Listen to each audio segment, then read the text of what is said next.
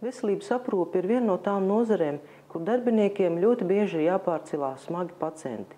Vai tas būtu vecs cilvēks, vai invalīds ratiņkrēslā, vai cilvēks pēc smagas traumas, medicīnas darbinieki, veselības aprūpē nodarbinātie, viņi ceļ gan tiešā, gan pārnestā nozīmē uz kājām. Un, lai iepazītos labāk, kādas palīgierīces var lietot veselības nozarē, lai mazinātu darbiniekiem traumu risku un slodzi uz mugurkaulu un visām locītavām, pārcelājot smagus pacientus, mēs dosimies uz divām iestādēm. Dosimies uz Jaunķemeru sanatoriju Jūrmalā. Jaunķemeri atrodas Jūrmalā, 36 km attālumā no Rīgas. Tā ir unikāla kūrorta vieta, kas apvieno vienreizējas dabas bagātības. Rīgas jūras līdz ar tā zeltaino smilšu pludmali, skujkoku mežu svaigo gaisu, sērūdeņraža, broma un nātrija chlorīda minerālūdeņus, kūdras un sapropeļa dūņas. Jaunķemeri durvis vēra 1967. gadā. Šeit ir izveidots viss, lai cilvēks, kurš pārkāpj dziedinātavas slieksni, aizmirstu par savām ikdienas rūpēm.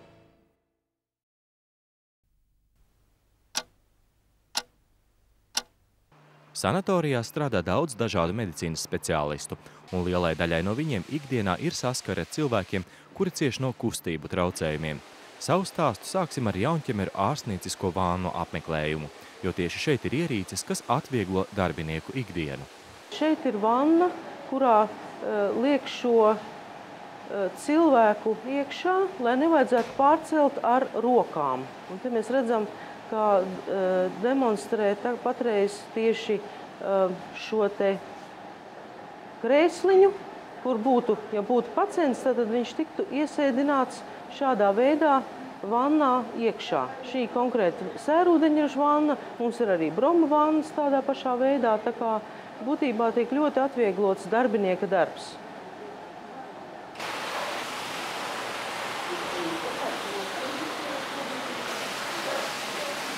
Tātad šeit mēs redzam, lai atvieglotu darbinieka darbu, tiek lietots arī lifts, ar kuru tiek iecelts pacients baseinā. Tātad šeit var braukt ar ratiņkrēslu, piebraukt ērti, apsēsties, un tad šo cilvēku var viegli dabūt iekšā baseinā bez cilvēka muskuļu spēka.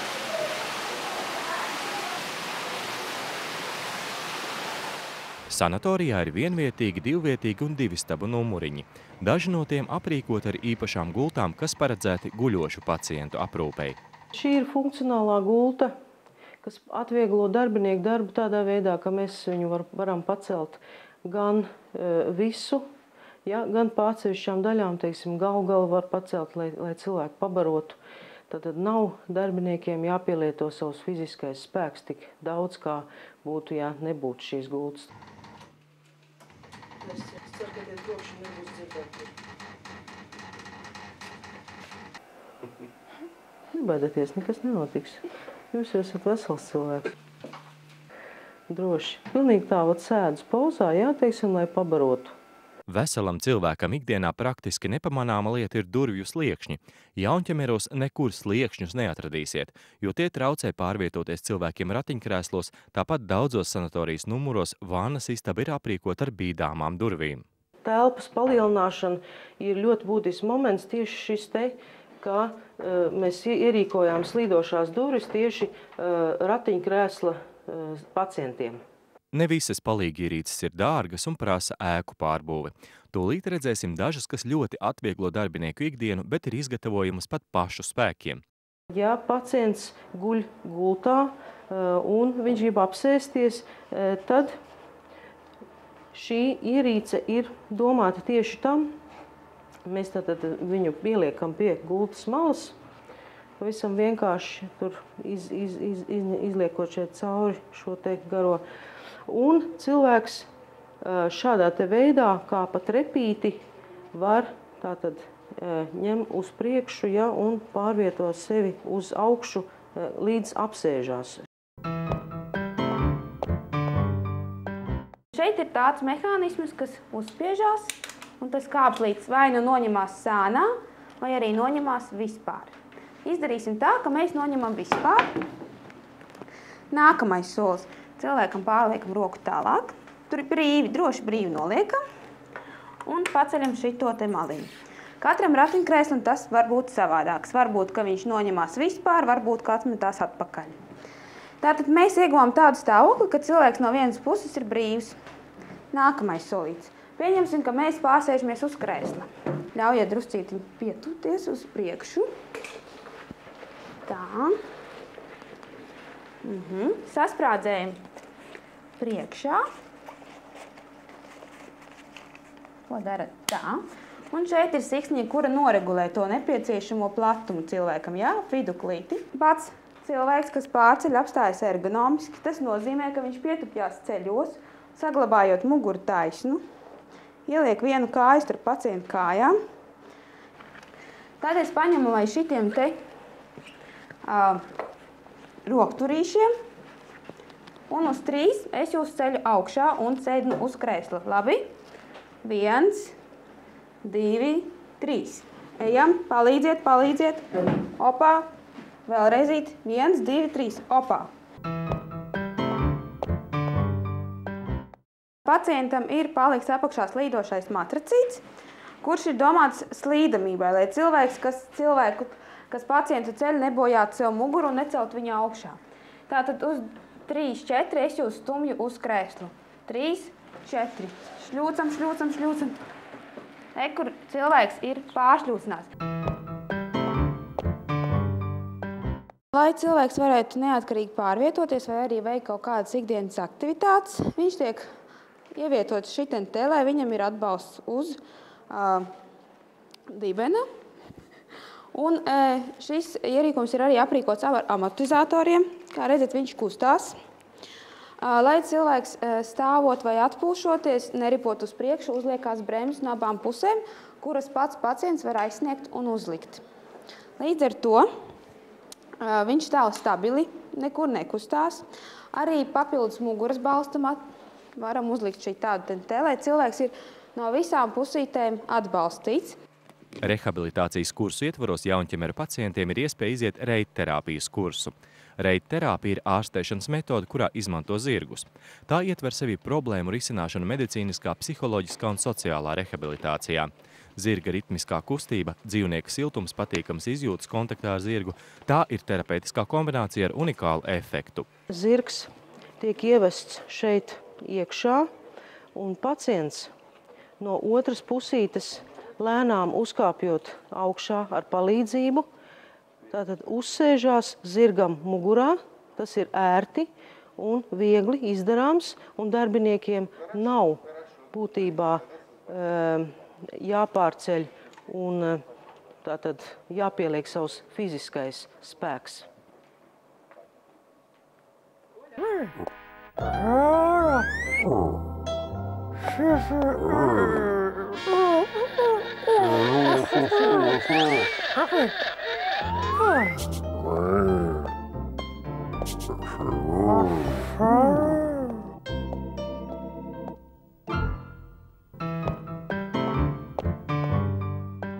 Paldies Sabīnai par iepriekšējo sižetu. Kā liecina Eiropas Savienībā un arī Latvijā veiktie pētījumi, aptuveni, jeb vismaz 1/3 daļa veselības aprūpē nodarbināto sūdzās par dažādām balstu un kustību aparātu slimībām. Tas ir ļoti daudz. Ir veselības aprūpē nozares, kur ir iespējams paredzēt darba procesus, kur var mierīgi visu izplānot, izdomāt, sagatavoties un darīt visu bez steigas. Bet ir gadījumi, kad palīdzība jāsniedz dažu sekundžu vai dažu minūšu laikā. Šajos gadījumos nevienmēr ir iespējams padomāt par sevi un darīt visu kā pēc grāmatas pareizi. Bet arī šajos darbos tomēr būtu jārūpējās par to, lai palīdzības sniegšana būtu pirmkārt droša pacientam un, protams, droša arī pašiem nodarbinātajiem. Palūkosimies, kā to dara Rīgas ātrās medicīnas palīdzības stacija. Rīgas ātrās medicīniskās palīdzības stacija sniedz primāro medicīnisko palīdzību. Tās pakļautībā ir viena galvenā stacija un 4 apakšstacijas. Primārā neatliekamā medicīniskā palīdzība tiek nodrošināta, ja ir izsaucēji sniegt informāciju par pacienta dzīvības funkciju traucējumiem vai ir augsta to rašanās iespējamība un nepieciešams veikt tūlītējus ārstnieciskus pasākumus. Tā skaitā dzīvības glābšanas pasākumus pirmajās minūtēs pēc izsaukuma brīža. Progress ātrās palīdzības automašīnu aprīkojumā pēdējo 10 gadu laikā ir ļoti būtisks, un tas attiecināms ne tikai uz tām dzīvības uzturēšanas iespējām, ar kurām šis auto aprīkots, bet arī dažādajiem darba instrumentiem, ko ikdienā lieto šīs mašīnas apkalpe. Pirmais, ko mēs redzam šeit, ir tas, kas tādā tautas valodā būtu nosaucams par vakuuma matraci, domāts ļoti smagām traumām. Tajos gadījumos, kad ir šīs saucamās politraumas, cilvēkam ir vairāk kaulu lūzumi, mugurkaulu bojājumi, roku kāju lūzumi, tad cilvēks ir tāds, kas faktiski tādā tradicionālā veidā īsti nav pārvietojams. Šī gadījumā pacients tiek noguldīts uz šī matrača, no viņa tiek atsūknēts gaiss, un tas matracis ieņem šī pacienta ķermeņa formu, un viņu diezgan stingri nofiksē.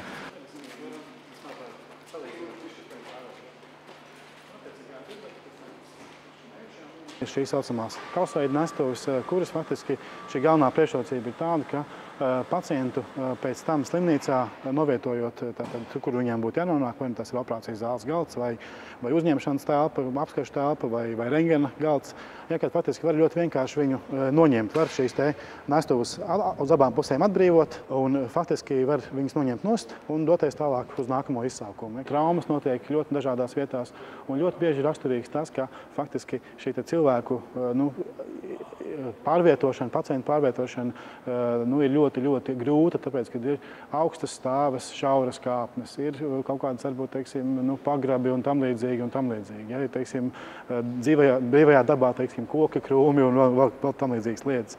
Šajos gadījumos tiek ļoti bieži izmantot šīs saucamās mīkstās nestuves. Ja, tās ir šīs oranžās nestuvītes, kuras faktiski ļauj pacientu uz viņām novietot, un ja pacientam ir kustināms mugurkauls, ir kustināms šī pleca josla, spranda, tad faktiski var ļoti vienkārši salīdzinoši ērti viņu uz viņām uzlikt un var izgrozīties gandrīz no jebkuras vietas. Ļoti labs, moderns šis tā saucamais cietais dēlis ir tajos gadījumos, kad ir jāfiksē mugurkauls, jāfiksē spranda pacienti, ja, tad mēs redzēsim arī to, ka viņš ļauj pacientu nekustīgi nofiksēt, un arī ir ļoti daudz vietas, aiz kurām viņu nesti pārvietot, ka arī personāls var ļoti labi, iespējami parocīgi un ērti šo pacientu saņemt, nofiksējot viņu.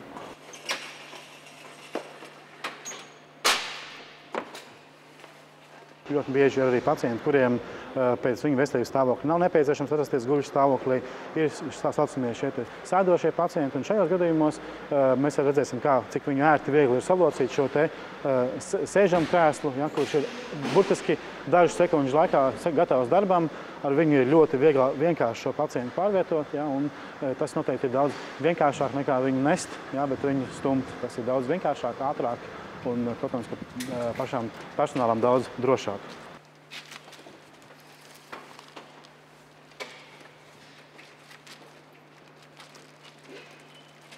Protams, ka gribētos, lai ikdienā ir vieglāk, taču saprotam, ka tas nevienmēr ir iespējams, atzīst Rīgas ātrās medicīniskās palīdzības stacijas vecākā ārste Sarmīta Villere. Katru dienu nākas darbiniekiem staipīt desmitiem un pat 100 kilogramus, un darbs patiešām ir smags. Rīgas brigādes ir aprīkotas ļoti labi, un vienīgais, ko mēs vēlētos, tātad vairāk šo fiziski spēcīgo cilvēku ātrā palīdzībā, pārsvarā vīriešu kārtas, bet tie pie mums nes kāpēc nenāk un negrib izvēlēties mediķu profesiju, un vieglākas šīs mašīnas nestuves, ja, tātad, lai mēs varētu strādāt tikpat skaisti kā Čikāgas cerībā.